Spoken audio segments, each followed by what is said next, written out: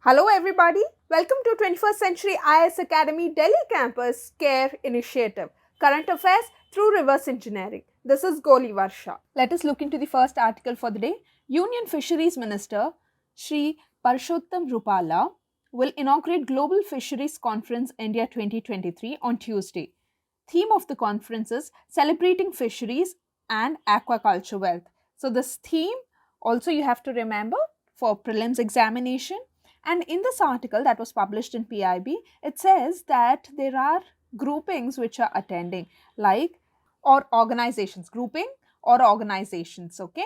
ADB, FAO, and BOBP, IGO. All right. So you need to know some basics about these three organizations. All right. Now, what is ADB? It is Asian Development Bank. It was established in 1966, headquartered in Manila, Philippines. India is also a founding member. Japan and USA are also there, and they have equal voting power. Okay, so there is Japan and USA's domination here, and it set up a global skill development park in Bhopal. Okay, so these are some basics about ADB, and it also publishes one report, that is Asian Development Outlook. All right, now FAO, it is headquartered in Rome, and FAO and World Health Organization together they formed the Codex Alimentarius Commission. Why? That is popularly known as CSE. Okay, why did they establish that? For having an international standard for food and protect the health of the consumers. All right, so that is about FAO. Now BOBP IGO, what is this? This is Bay of Bengal Program Intergovernmental Organization. Okay, Bay of Bengal Program Intergovernmental Organization.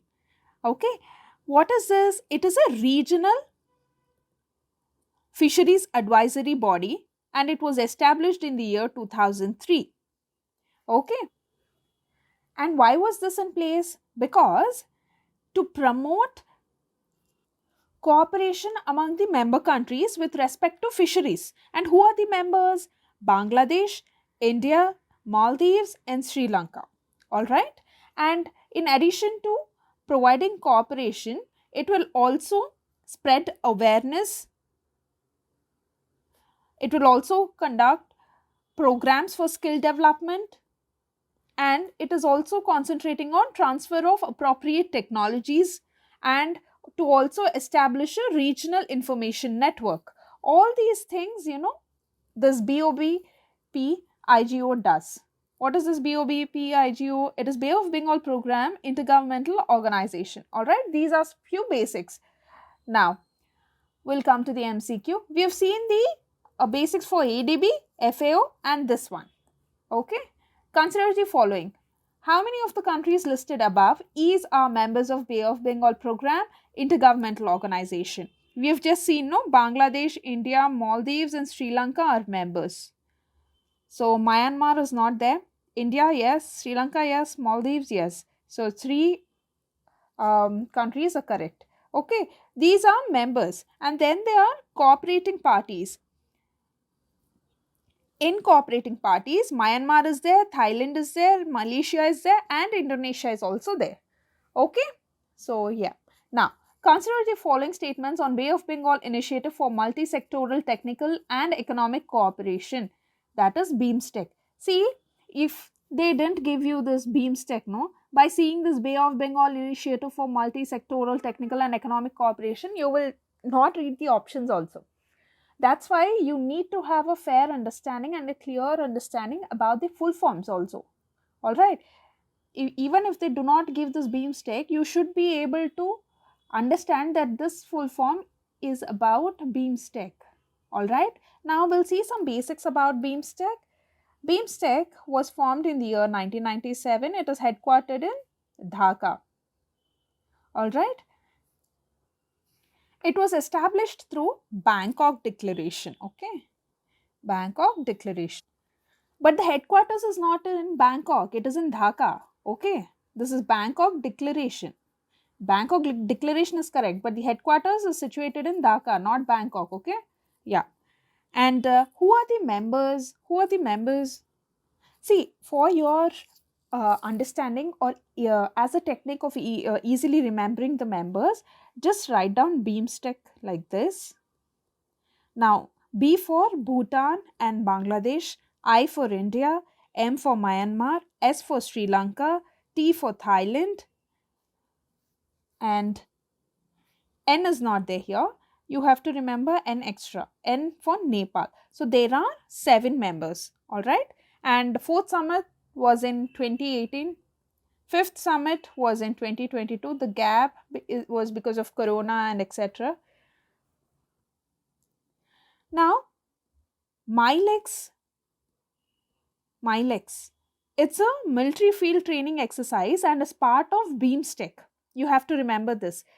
DMAX, that is BeamStack disaster management exercise, is also related to BeamStack. These two are related to BeamStack. Okay, please remember. So these are some basics about BeamStack. All right. Now, BeamStack has 7 members: Bangladesh, Bhutan, India, Myanmar, Nepal, Sri Lanka, and Thailand.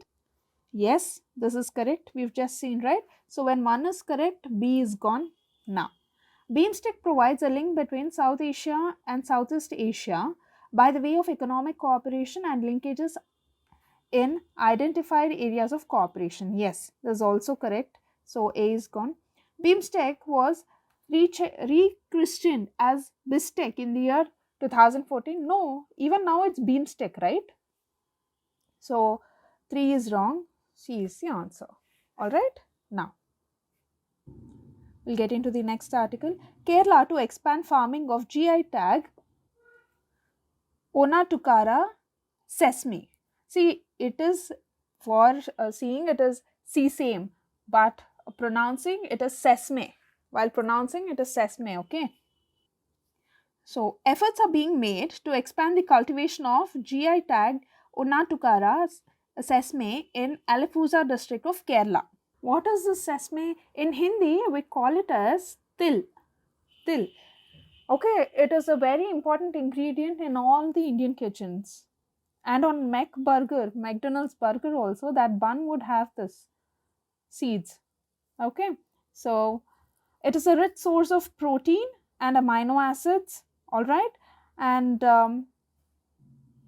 the oil is also used in cooking. Sesame oil is also used in cooking and for lighting lamps. Okay, now we'll get into the MCQ. Consider the following statements regarding sesame. It is grown in all seasons of the year. Yes. Its seeds are used in the preparation of baby foods. Yes, because it is rich in nutrients, right? Yeah. GI tagged Onatukara sesame is located in the state of Kerala. Yes, we just saw that in the article, right? India is the largest oil seeds producer in the world. No, this is not correct. India is the 4th largest oil seeds producer in the world. Okay, so 3 statements are right. Now, consider the following statements. Okay, the government of India provides minimum support price for Niger seeds. It was given in the year 2023. Now, what was the context? Why did they pick this Niger seed all of a sudden? It's because there were articles about India's Niger seed cultivation is in steady decline. Okay, so that was the context. All right, now we'll see some basics with respect to Niger seed. One, it is known as Ram Til. Okay, and the area of cultivation is steadily decreasing over 3 decades. Okay, that was the statistics and that was the context of giving this. And it is very important in tribal cuisine, especially the oil is extracted from the seeds and the leftover is fed to the livestock. All right, and most of the tribal families use this, especially if you go to pockets of Madhya Pradesh and some Gond tribes, they would actually grow this Niger crop on top of plateau, okay, where the water doesn't stagnate. It also has medicinal properties. All right, now the government of India provides minimum support price for Niger seeds. Yes, this is correct. Because if you see the list of MSP, then you will get to know. See, I'm repeating again and again, MSP, Kharif and Rabi crops are a very, very important theme for preliminary examination. So please be thorough with that. All right. Now, Niger is cultivated as a Kharif crop. Yes, it's a Kharif crop. Some tribal people in India use Niger seed oil for cooking. Yes. So all the three statements are correct. Next article, the role of governor in legislature. Now, what is this article saying? The article says that Tamil Nadu Governor R.N. Ravi has withheld assent for certain bills passed by its legislative assembly. When a bill is presented to the governor for their assent, they have four alternatives. He may give the assent, 1. He may withhold the assent to the bill, that is 2. May return the bill if it is not a money bill, 3. And may reserve the bill for the consideration of the president, number 4. Now, all these things are covered in which article of the Constitution? It is 200. Okay, and what will the president do after governor reserves the bill for his consideration? That we will see in article 201. Okay, so please be aware of this fact. The underlying disease that has plagued our federal setup has been the politicization of the gubernatorial post. What is gubernatorial? It is relating to the governor. Okay. Now we'll see the MCQ related to this. In which of the following constitutional cases, Supreme Court held that the governor does not exercise their discretionary powers while withholding or returning a bill to the state legislature? See, R.C. Paudyal case versus Union of India was with respect to the issue of reservation in the then newly constituted Legislative Assembly of Sikkim. So this is not the correct answer for this particular question. Okay, Rameshwar Prasad versus Union of India case 2006, it was with respect to the state of Bihar, where the president proclamation of dissolving the state assembly was stated unconstitutional. So this is also not the answer for this question. S.R. Bommai versus Union of India case, this is a very famous case. It put an end to arbitrary dismissal of state government under 356. Okay, so this is also not the answer. Then the leftover is this. Okay, Shamsher Singh versus State of Punjab. So it stated that the governor does not exercise their discretionary powers while withholding or returning the bill to the state legislature. They are required to act as per the schedule of the Council of Ministers. Okay, Council of Ministers. This is important. All right. Now, which one of the following suggested that the governor should be an eminent person from outside the state and should be detached figure without intense political links or should not have taken part in politics in the recent past? This is, we all know, right? This was recommended by C.A.R.E Commission. So, C. And Nurses Association honored with Indira Gandhi Peace Prize. So, Indira Gandhi Peace Prize is presented by Indira Gandhi Memorial Trust every year. Okay, not by Government of India. Now, what is IMA? It is Indian Medical Association. What is Indian Medical Association? It is the only representative national voluntary organization for doctors. Okay, so that you have to remember. Why is it in place? To promote and advance medical sciences in all their different branches and to maintain and honor the dignity and uphold the interest of medical profession. Okay, so they were honored this Indira Gandhi Peace Prize because of their work they rendered during the COVID-19 pandemic. Okay, so for the year 2022, the award was given to IMA and Nurses Association. Alright, consider the following statements with regard to Indira Gandhi Prize for Peace, Disarmament and Development. For the year 2022, it was awarded to Indian Medical Association and Trained Nurses Association. Yes, this is correct. Every year, it is presented by Ministry of Culture. No. It is presented by Indira Gandhi Memorial Trust and not Government of India. So, 1 is correct. Alright. Now, the Indira Gandhi Peace Prize 2002 was awarded to Norodom Sihanouk. Okay. Sadako Ogata got it in 2001.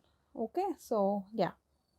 Chimera or chimera, pronounce it as you want, okay, hosts to multiple genotypes and maybe human organs. A genetic chimera is a single organism composed of cell of more than one genetic makeup. This is very important for prelims because the genetic chimera or chimera recently in news is related to. They might give you four options which are very confusing. Okay, so you have to know the exact definition. All right.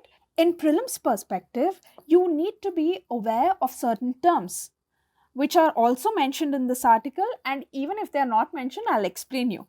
Okay, one is stem cell therapy. Now, what is stem cell therapy? Stem cell therapy is also known as regenerative medicine. It promotes repair response of diseased, dysfunctional or injured tissue using stem cells or their derivatives. Now that you know the definition of stem cell therapy, you would want to know what is a stem cell in first place. Stem cells are body's raw materials. Raw materials, that is the cells from which all other cells with specialized functions are generated. Those are called the stem cells. Now these stem cells can be divided into two groups, embryonic stem cells and adult stem cells. Now what are these embryonic stem cells? They are derived during the early development of the embryo, precisely in the blastocyst stage.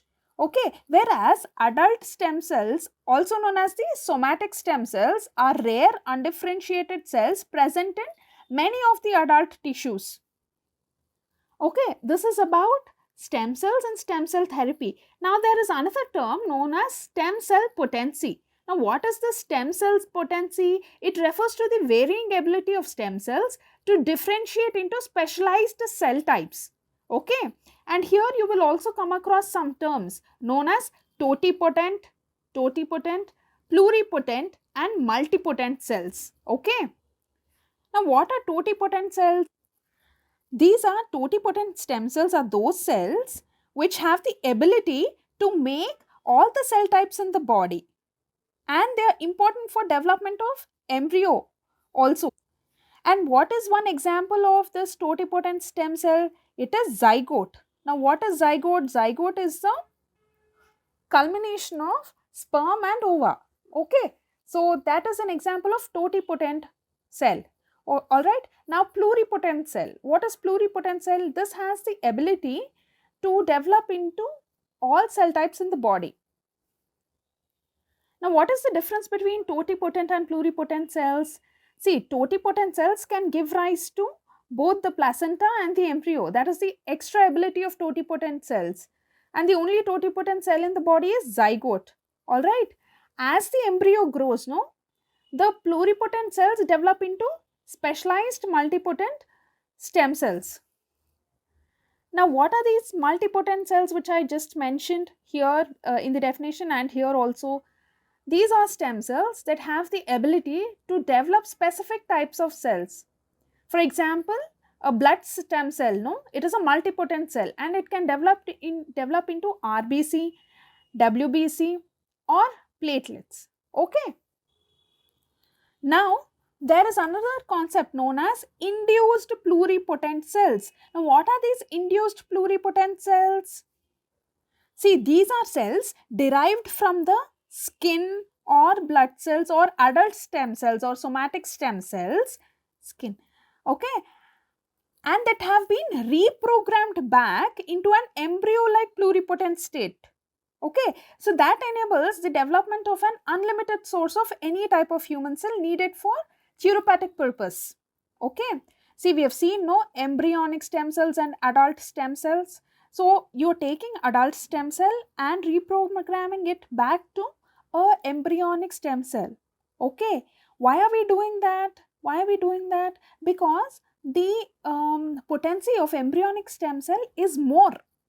That's why. Okay. So these are some basics, all right? Now, consider the following statements with regard to induced pluripotent stem cells. They are type of pluripotent stem cell that can be generated directly from a somatic cell. Yeah, that's what we have seen. Now we will take a somatic cell and we will reprogram it back to embryonic cell. That is called induced pluripotency. Okay, so this is correct. They can propagate indefinitely as well as give rise to every other cell type in the body. Yes, this is also correct. Okay, so both A and B are correct. 1 and 2 statements are right. With reference to stem cells, frequently in use, which of the following statements are correct? Stem cells can be derived from mammals only? Only, no, not mammals. Not mammals only. Okay, so 1 is gone, A is gone, D is gone, 3 is common, so 3 is correct. You don't need to read third statement.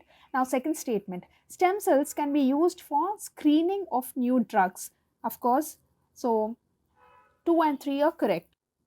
Next article, Monsanto's Roundup weed killer spray without glyphosate being used in Paris. Now, what is Monsanto? Monsanto is an agrochemical company. All right. Okay. A decision on whether to authorize the use of the controversial chemical herbicide glyphosate in the European Union for a decade more has been delayed after member countries failed to agree. The chemical, widely used in the 27 nation bloc, is approved on the EU market until mid December. Now, this glyphosate is a herbicide. For prelims, this fact is important, and you should also note that India did not ban the sale. It is only restricting the distribution. Okay, the distribution of this glyphosate herbicide. All right, so these two facts you have to remember. Now we'll get into the MCQ. Glyphosate, which has been banned in several countries due to environmental and health risks, is a herbicide. Yes, triclosan, considered harmful when exposed to high levels for a long time, is most likely present in much of the following.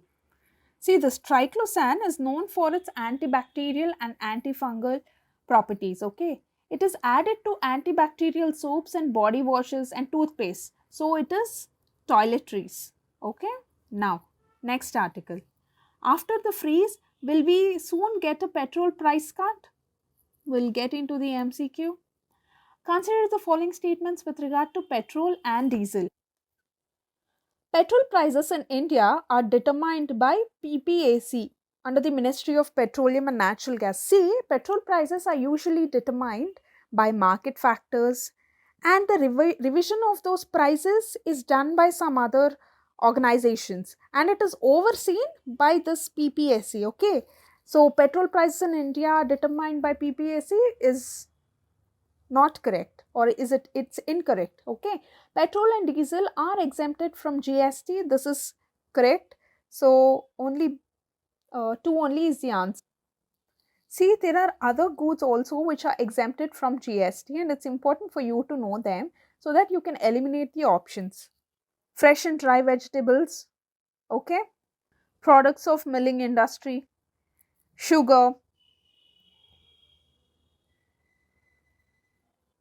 fossil fuels, fossil fuels. Okay, so these are some goods that are exempted from GST. All right. Now petrol and diesel are under fossil fuel list, right? So they are also exempted from GST. Now, which one of the following items is not covered under GST?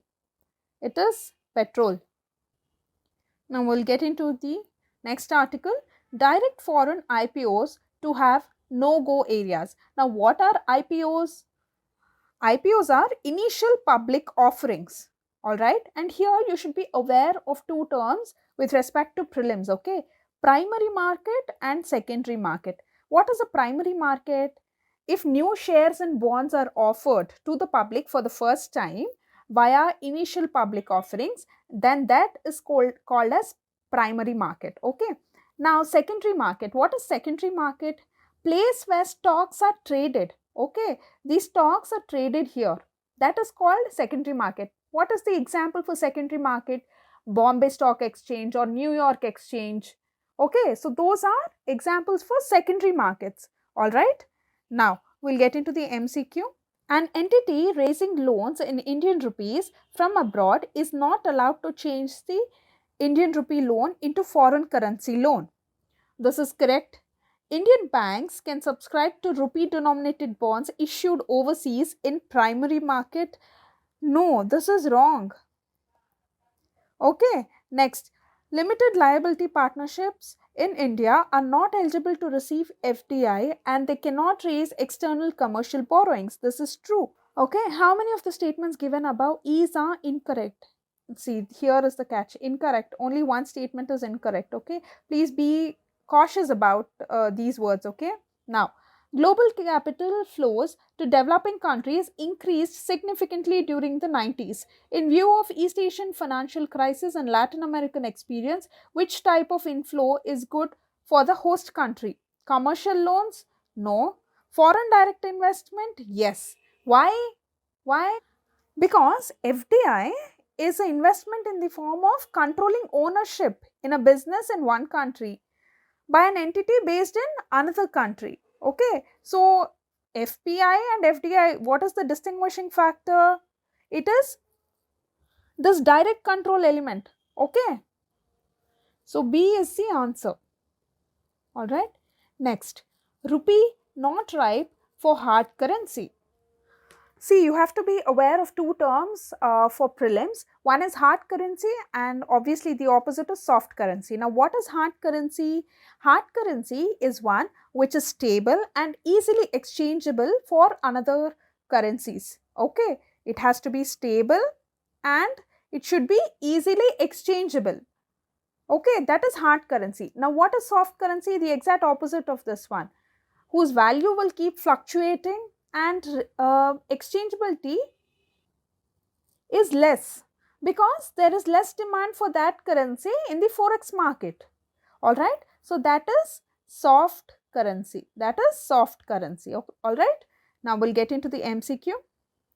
Hard currency is best described as currency that is physically durable and difficult to counterfeit. No, actually, if you do not know the correct meaning, no, by going with the name, you will feel this statement is correct, but no. Okay, have your basics right. Okay, yeah. A currency widely accepted in international trade and finance? Yes. Okay, now see other two statements, they are funny. Currency made of metal rather than paper? No. Currency that is difficult to exchange for other currencies? No, this is soft currency. Okay. The statements in your actual exams also sometimes will be very funny, but they will be very relevant to the name given.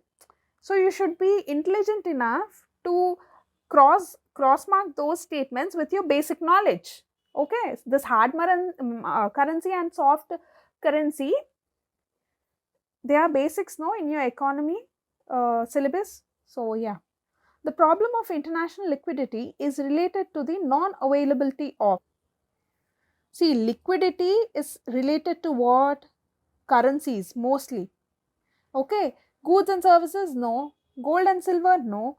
Dollar, liquid cash, we call in our day-to-day activities also, we will say, I don't have liquid cash, I don't have cash, something like this, no? Yeah. So, dollars and other hard currencies, this is correct. Okay. Now, SATCOM spectrum auction is complicated. First of all, we should know what SATCOM is. What is SATCOM? SATCOM is satellite communication. Satellite communication. And now what is satellite communication? It refers to any communication link that involves the use of an artificial satellite in its propagation path. Okay, so that is satellite communication. All right. And why is it important? I'll give you an example. See, Rajasthan government actually started using satellite communication technology to enhance the learning outcomes. And the other example is Consortium for Educational Communication. Okay, it is one of the inter-university centers set up by the University Grants Commission. University Grants Commission to address the needs of higher education. Okay, so this is also based on this emerging SATCOM technology. All right. Now we'll get into the MCQ. Consider the following statements with regard to SATCOM, satellite communications. It is a type of internet connection that uses radio transmissions in the Q band of the electromagnetic spectrum. Yes, this is true. Satellite internet service is typically provided to individual users through geostationary satellites. Yes, this is also correct. So both 1 and 2 are correct. Among the currently operational Indian satellites, there is no, see, we have communication satellites, we have navigation satellites, right? IRNSS, all these things we know, right? Earth observation satellites, yes, Earth observation satellites, CARTOSAT, नाम तो सुना ही होगा ना, CARTOSAT, okay? So Earth observation satellites, CARTOSAT series. Communication satellites, INSAT, Indian National Satellite System. Navigation is IRNSS, okay? So all these three are there. Now Jupiter orbit or satellite, we know that Juno is in place. Even if you don't know, learn it now.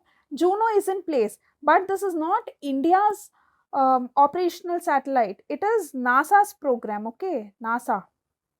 So this is the answer, Jupiter orbiter satellite. We do not have the Operation Jupiter orbiter satellite, okay? And you should also remember that Jupiter's moon is Europa. This is some extra gyan that I am saying, Europa, just in case, you know, moons and satellites or moons and planets. So if they give you a match the following, you can eliminate. Just for that sake, I am telling you. All right. This is it for today. All the best.